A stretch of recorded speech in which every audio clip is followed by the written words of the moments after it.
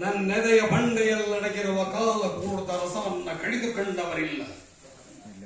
ನನ್ನ ಮನವೆಂಬ ಮಹಾಸಾಗರದ ಮುಳ್ಳಿನ ಸೇತುವೆಯನ್ನ ಬಡಿದು ಬಿಡಿಸುವವರಿಲ್ಲ. ನನ್ನ ಕಂಗಳ ತಳದಲ್ಲಿ ಹಡಗಿರುವ ಸಿಡಿಲ ಪರ್ವತವನ್ನ ಭೇದಿಸಿ ನೋಡುವವರಾರೂ ಇಲ್ಲ. ಅಂದು ನೊಂದ ನನ್ನ ಹಣಜರ ಕಿತಾಬ ಬೆಂದು ಬಳಗ ಮಡಿಲ